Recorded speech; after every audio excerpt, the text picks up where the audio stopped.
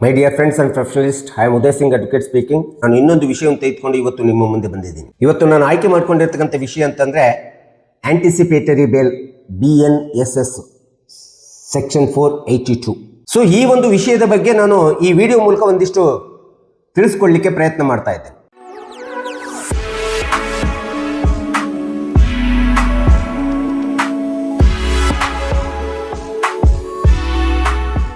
So ಭಾರತೀಯ ನಾಗರಿಕ ಸುರಕ್ಷಾ ಸಂಹಿತೆ ಎಂಬತಕ್ಕಂಥದ್ದು 2023ರಲ್ಲಿ ಹೊಸದಾಗಿ ತಿದ್ದುಪಡಿ ಆಗಿ ಬಂದಿರತಕ್ಕಂಥ ಕಾಯ್ದೆ ಸೆಕ್ಷನ್ 482 ಮೂಲಕ ನಾವು ಆಂಟಿಸಿಪೇಟರಿ ಬೇಲ್ ಬಗ್ಗೆ ನಾವು ನೋಡ್ತಾ ಇದ್ದೀವಿ. ಹಿಂದೆ ಇದ್ದಂಥ ಸೆಕ್ಷನ್ 438ಗೆ ಬದಲಾಗಿ ಬಂದಿರತಕ್ಕಂಥ ಈ ಒಂದು ಸೆಕ್ಷನ್ ಅಡಿ ಒಳಗಡೆ ನಾವು ಯಾವುದೇ ಒಂದು ಬೇಲಿನ ಅಡ್ವಾನ್ಸ್ ಅನ್ನು ಹಾಕೋಬೇಕಾದ್ರೆ ಆಂಟಿಸಿಪೇಟರಿ ಬೇಲ್ ಅಂತೇಳಿ ಈ ಒಂದು ಸೆಕ್ಷನ್ ಅಡಿಯಲ್ಲಿ ಹಾಕೊಳ್ತಕ್ಕಂಥದ್ದು ನಾವು ಕಾಣ್ತಾ ಇದ್ದೀವಿ. ಸೊ ಹಾಗಾದ್ರೆ ಆಂಟಿಸಿಪೇಟರಿ ಬೇಲ್ ಅಂದ್ರೆ ಏನು? ಯಾವುದೇ ಒಬ್ಬ ವ್ಯಕ್ತಿ ಒಂದು ಅಪರಾಧವನ್ನು ಮಾಡಿದಂಥ ಸಂದರ್ಭದಲ್ಲಿ ಅಥವಾ ಯಾವುದೇ ಒಂದು ಗುಂಪಿನ ಅಪರಾಧದ ಘಟನೆ ಒಳಗಡೆ ನಾನು ಅಪರಾಧದಲ್ಲಿ ಒಳಗೊಂಡಿದ್ದೀನಿ ಅಂತೇಳಿ ಕಂಡು ಬಂದ ಸಂದರ್ಭದಲ್ಲಿ ಆ ಒಂದು ಸಂದರ್ಭದಲ್ಲಿ ಅಂತ ಒಬ್ಬ ಆರೋಪಿಗೆ ಕಾನೂನಿನ ಭೀತಿ ಅಥವಾ ಭಯ ನಿರ್ಮಾಣ ಆಗ್ತದೆ. ಯಾಕೆಂದ್ರೆ ಪೊಲೀಸರು ನಮಗೆ ಯಾವಾಗ ಅರೆಸ್ಟ್ ಮಾಡ್ತಾರೋ ಬಂಧಿಸ್ತಾರೋ ಎಂಬತಕ್ಕಂಥ ಭಯ ನಿರ್ಮಾಣ ಆಗ್ತದೆ. ಆ ರೀತಿ ಪೊಲೀಸರಿಂದ ಬಂಧನಕ್ಕೆ ಒಳಗಾಗಬೇಕಾಗುತ್ತಲ್ಲ ಎಂಬತಕ್ಕಂಥ ಮರ್ಯಾದೆಗೆ, ಘನತೆ, ಗೌರವಕ್ಕೆ ಅಂಜಿಬಿಟ್ಟು ಕಾನೂನಿಗೆ ಅಂಜಿಕೆ ಬಂದಂತ ಸಂದರ್ಭದೊಳಗಡೆ ಅಂತ ಒಂದು ತನ್ನದೇ ಆದಂಥ ಘನತೆ ಗೌರವನ್ನ ರಕ್ಷಣೆ ಮಾಡ್ಕೊಳ್ಳಿಕ್ಕೋಸ್ಕರ ಕಾನೂನಿನ ಬಂಧನದ ಭೀತಿಲಿಂದ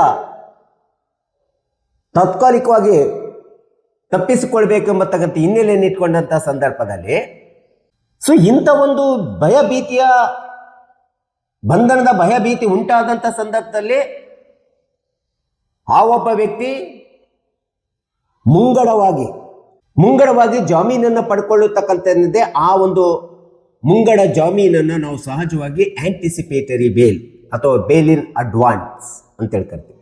ಸೊ ಇದು ಆಂಟಿಸಿಪೇಟರಿ ಬೇಲ್.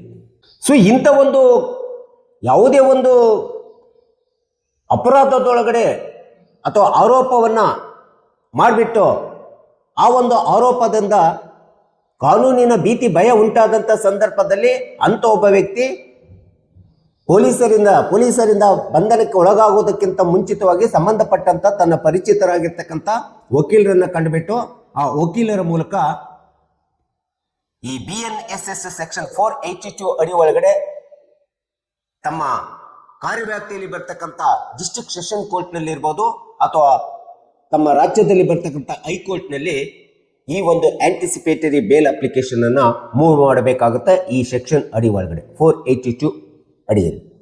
ಸೊ ಇಂಥ ಒಂದು ಆಂಟಿಸಿಪೇಟರಿ ಬೇಲ್ ಅಥವಾ ಬೇಲಿನ ಅಡ್ವಾನ್ಸ್ ಅನ್ನ ಮುಂಗಡವಾಗಿ ಜಾಮೀನನ್ನ ಮಂಜೂರು ಮಾಡಬೇಕಾದ್ರೆ ಮಾನ್ಯ ನ್ಯಾಯಾಲಯ ಸರಳವಾಗಿ ಮಂಜೂರು ಮಾಡೋದಿಲ್ಲ. ಇದಕ್ಕೆ ಕೆಲವೊಂದು ಪ್ರಮುಖವಾದಂಥ ಅಂಶಗಳನ್ನು ಪರಿಗಣಿಸುತ್ತದೆ ಮಾನ್ಯ ನ್ಯಾಯಾಲಯ.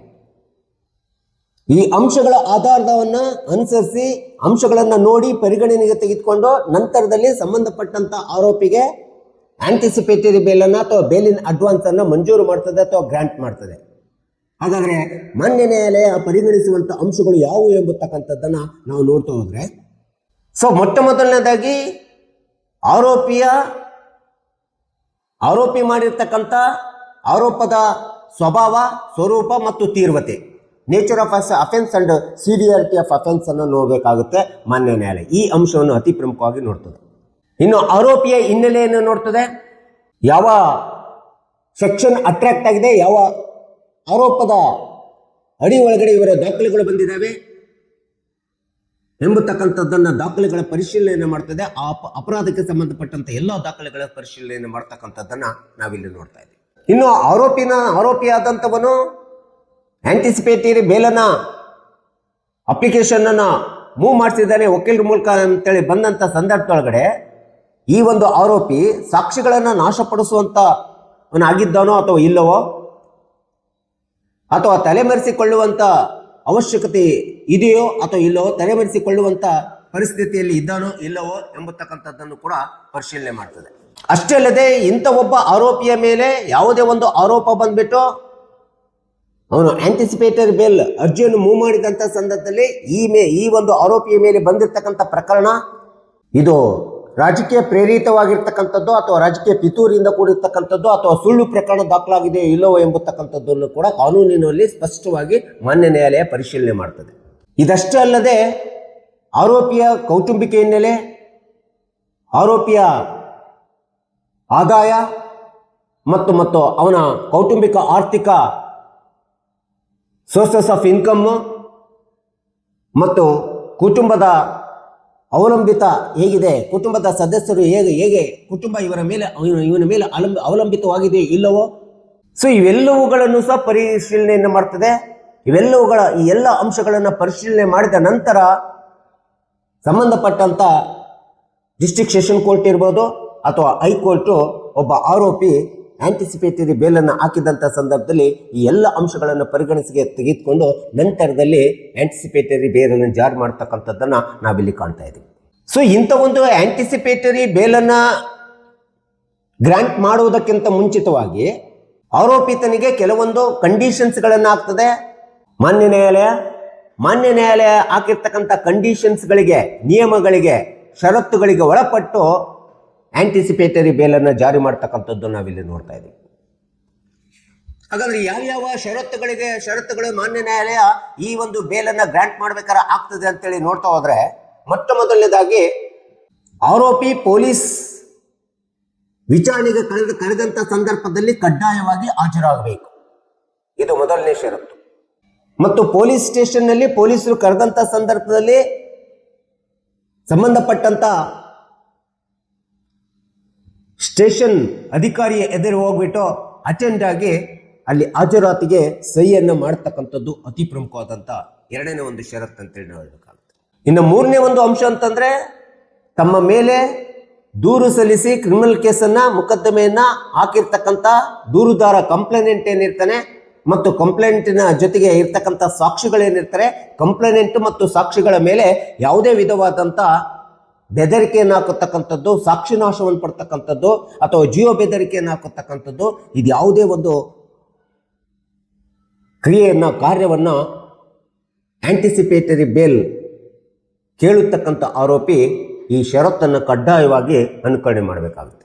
ಸೊ ಇಂಥ ಒಂದು ಮುಂಗಡ ಜಾಮೀನು ಬೇಲಿನ ಅಡ್ವಾನ್ಸ್ ಅನ್ನು ಪಡೆದಂಥ ಆರೋಪಿ ಈ ಷರತ್ತುಗಳನ್ನು ಅನುಕರಣೆ ಮಾಡಬೇಕು. ಒಂದು ವೇಳೆ ಬೇಲ್ ಗ್ರಾಂಟ್ ಆದ ನಂತರ, ಬೇಲ್ ಮಂಜೂರಾದ ನಂತರ ತಾನು ವಾಸಿಸುತ್ತಕ್ಕಂಥ ವಾಸಸ್ಥಳವನ್ನಾಗ್ಬೋದು ಅಥವಾ ಈ ದೇಶವನ್ನು ಬಿಟ್ಟು ಹೊರದೇಶಕ್ಕೆ ಹೋಗಬೇಕಾದ್ರೆ ಸಂಬಂಧಪಟ್ಟಂತ ನ್ಯಾಯಾಲಯದ ಬೇಲ್ ಗ್ರಾಂಟ್ ಮಾಡಿರ್ತಕ್ಕಂಥ ಡಿಸ್ಟ್ರಿಕ್ಟ್ ಸೆಷನ್ ಕೋರ್ಟ್ ಇರ್ಬೋದು ಅಥವಾ ಹೈಕೋರ್ಟಿನ ಮುಂದೆ ಪರ್ಮಿಷನ್ನಿನ ಅಪ್ಲಿಕೇಶನ್ ಹಾಕೋಬೇಕಾಗುತ್ತೆ. ಪ್ರೀ ಪರ್ಮಿಷನ್, ಪೂರ್ವಭಾವಿಯಾಗಿರ್ತಕ್ಕಂಥ ಒಪ್ಪಿಗೆಯನ್ನು ಪಡ್ಕೊಂಡ್ಬಿಟ್ಟು ನಂತರದಲ್ಲಿ ತನ್ನ ವಾಸಸ್ಥಳವನ್ನು ಮತ್ತು ವಿದೇಶಕ್ಕೆ ಪ್ರಯಾಣವನ್ನು ಕೈಗೊಳ್ಳಬೇಕಾಗುತ್ತೆ. ಒಂದು ವೇಳೆ ಮಾನ್ಯ ನ್ಯಾಯಾಲಯದ ಪರ್ಮಿಷನ್ ಇಲ್ಲದೆ, ಒಪ್ಪಿಗೆ ಇಲ್ಲದೆ ದೇಶವನ್ನು ಬಿಟ್ಟು ಹೋಗುವಂತಿಲ್ಲ, ವಾಸಸ್ಥಳವನ್ನು ಬಿಟ್ಟು ತೊರೆಯುವಂತಿಲ್ಲ. ಇದು ಸಹ ಅತಿ ಪ್ರಮುಖವಾದಂಥ ಷರತ್ತನ್ನು ಒಬ್ಬ ಬೇಲಿನ ಅಡ್ವಾನ್ಸ್ ಆಂಟಿಸಿಪೇಟರಿ ಬೇಲ್ ಪಡೆಯತಕ್ಕಂಥ ಆರೋಪಿಗೆ ಹಾಕತಕ್ಕಂಥದ್ದು ನಾವಿಲ್ಲಿ ನೋಡ್ತಾ ಇದ್ದೀವಿ. ಇನ್ನು ಅತಿ ಪ್ರಮುಖವಾದಂಥ ಲಾಸ್ಟ್ ಬಟ್ ನಾಟ್ ಲೀಸ್ಟ್ ಷರತ್ ಅಂತಂದ್ರೆ, ಪೊಲೀಸು ಮತ್ತು ಸಂಬಂಧಪಟ್ಟಂತ ನ್ಯಾಯಾಲಯ ಏನಿರ್ತದೆ ತನ್ನ ವಾಸಸ್ಥಳದಲ್ಲಿ ಬರ್ತಕ್ಕಂಥ ಕಾರ್ಯವ್ಯಾಪ್ತಿಯ ನ್ಯಾಯಾಲಯಕ್ಕೆ ಈ ಎರಡೂ ಪೊಲೀಸ್ ಮತ್ತು ನ್ಯಾಯಾಲಯದ ತನಿಖೆಗೆ ಸಂಪೂರ್ಣವಾದಂಥ ಕೋಆಪರೇಷನ್, ಸಹಕಾರವನ್ನು ಕೊಡಬೇಕಾಗುತ್ತೆ ಆರೋಪಿ. ಈ ಎಲ್ಲ ಷರತ್ತುಗಳಿಗೆ ಒಳಪಟ್ಟು ಇದ್ದೀನಿ ಅಂತೇಳಿ ಕಂಡು ಬಂದಂಥ ಸಂದರ್ಭದಲ್ಲಿ ಮಾತ್ರ, ಒಪ್ಪಿಗೆ ಇದ್ದಾಗ ಮಾತ್ರ ಆಂಟಿಸಿಪೇಟರಿ ಬೇಲನ್ನು, ಬೇಲಿನ ಅಡ್ವಾನ್ಸನ್ನು ಗ್ರಾಂಟ್ ಮಾಡ್ತಕ್ಕಂಥದ್ದು, ಮಾನ್ಯ ನ್ಯಾಯಾಲಯ ಮಂಜೂರು ಮಾಡ್ತಕ್ಕಂಥದ್ದನ್ನು ನಾವಿಲ್ಲಿ ನೋಡ್ತಾ ಇದ್ದೀವಿ.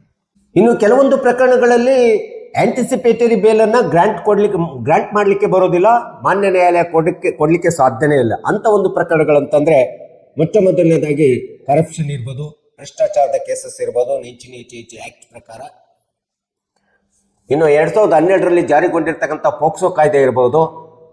ಈ ಒಂದು ಪೋಕ್ಸೋ ಕಾಯ್ದೆ ಒಳಗಡೆ ನಾವು ಏನಾದರೂ ಆರೋಪಿಗಳಾಗಿದ್ದರೆ, ಅಪರಾಧವನ್ನು ಮಾಡಿದಂಥ ಸಂದರ್ಭದಲ್ಲಿ ಇಲ್ಲೂ ಸಹ ಆಂಟಿಸಿಪೇಟರಿ ಬೇಲನ್ನು ಗ್ರಾಂಟ್ ಮಾಡಲಿಕ್ಕೆ ಬರೋದಿಲ್ಲ. ಇನ್ನು ಪೋಟೋ ಕಾಯ್ದೆ ಇರ್ಬೋದು, ಊಪಾ ಕಾಯ್ದೆ ಇರ್ಬೋದು, ಅನ್ಲಾಫುಲ್ ಆಕ್ಟಿವಿಟೀಸ್ ಪ್ರಿವೆನ್ಷನ್ ಆಕ್ಟ್ ಇರ್ಬೋದು, ಟಾಡಾ ಕಾಯ್ದೆ ಇರ್ಬೋದು, ಸೊ ಈ ಎಲ್ಲ ಕಾಯ್ದೆ ವ್ಯಾಪ್ತಿ ಒಳಗಡೆ ಏನಾದರೂ ಅಪರಾಧ ಮಾಡಿದಂಥ ಅಂಥ ಒಂದು ಆರೋಪಿಗೆ ಯಾವುದೇ ವಿಧವಾದಂಥ ಆಂಟಿಸಿಪೇಟರಿ ಬೇಲನ್ನು ಕೊಡಲಿಕ್ಕೆ ಬರೋದಿಲ್ಲ.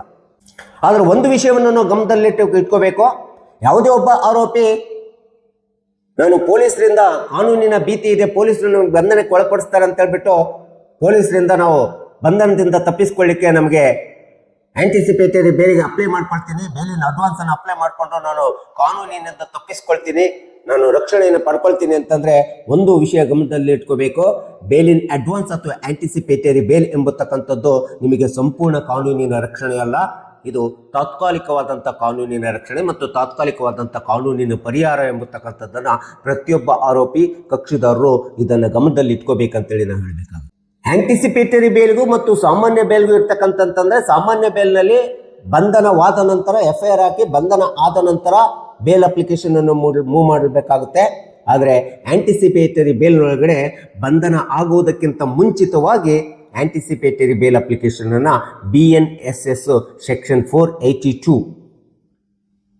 ಹಿಂದೆ ಇದ್ದಂಥ CRPC 438 ಅನ್ನ ರಿಪ್ಲೇಸ್ಮೆಂಟ್ ಮಾಡಿಬಿಟ್ಟು 482 ಈ ಒಂದು ಆಂಟಿಸಿಪೇಟರಿ ಬೇಲ್ ಸೆಕ್ಷನ್ನು BNSS ಭಾರತೀಯ ನಾಗರಿಕ ಸುರಕ್ಷಾ ಸಂಹಿತೆಯಲ್ಲಿ ಹೇಳಿರ್ತಕ್ಕಂಥದ್ದನ್ನು ನಾವು ನೋಡ್ತಾ ಇದ್ವಿ. ಹೀಗಾಗಿ ಆಂಟಿಸಿಪೇಟರಿ ಬೇಲ್ ಎಂಬತಕ್ಕಂಥದ್ದು ನಮ್ಮ ಕಾನೂನಿನಿಂದ ತಾತ್ಕಾಲಿಕವಾಗಿ ತಪ್ಪಿಸ್ಕೊಳ್ಳಿಕ್ಕೆ ಇರ್ತಕ್ಕಂಥ ಒಂದು ಕಾನೂನಿನ ಸಂರಕ್ಷಣಾ ಕವಚ ಅಂತೇಳಿ ನಾವು ಹೇಳಬೇಕಾಗುತ್ತೆ. ಸೊ ಸಾರ್ವಜನಿಕರು ಮತ್ತು ಕಕ್ಷಿದಾರರು ಈ ಒಂದು ಬೇಲನ್ನು ಅರ್ಥ ಮಾಡಿಕೊಂಡು ತಾವೆಲ್ಲರೂ ಸಹ ಈ ಒಂದು ಕಾನೂನಿನ ರಕ್ಷಣೆ ಪಡ್ಕೋಬೇಕು ಎಂಬತಕ್ಕಂಥ ಹಿನ್ನೆಲೆಯನ್ನು ಇಟ್ಕೊಂಡು ತಿಳ್ಕೊಳ್ಳಿ ಎಂಬತಕ್ಕಂಥ ಹಿನ್ನೆಲೆಯಲ್ಲಿ ಇಟ್ಕೊಂಡು ನಾನು ಈ ವಿಡಿಯೋನ ಮಾಡಿದ್ದೀನಿ. ದಯವಿಟ್ಟು ನನ್ನ ವಿಡಿಯೋ ಇಷ್ಟ ಆಗಿದ್ದರೆ ಶೇರ್ ಮಾಡಿ, ಲೈಕ್ ಮಾಡಿ, ಕಮೆಂಟ್ ಮಾಡಿ ಮತ್ತು ನನ್ನ ಚಾನಲ್ಗೆ ಇನ್ನೂ ಯಾರೇ ಸಬ್ಸ್ಕ್ರೈಬ್ ಆಗಿಲ್ಲ ನೀವೆಲ್ಲರೂ ಸಬ್ಸ್ಕ್ರೈಬ್ ಆಗಬೇಕಂತ ಕೇಳ್ಕೊಳ್ತಾ ಇವತ್ತಿನ ವಿಷಯಕ್ಕೆ ವಿರಾಮವನ್ನು ಹೇಳ್ತೀನಿ. ನಾನು ಇನ್ನೊಂದು ವಿಷಯವನ್ನು ತೆಗೆದುಕೊಂಡು ನಿಮ್ಮ ಮುಂದೆ ಬರ್ತೀನಿ. ಜೈ ಹಿಂದ್, ಜೈ ಕರ್ನಾಟಕ.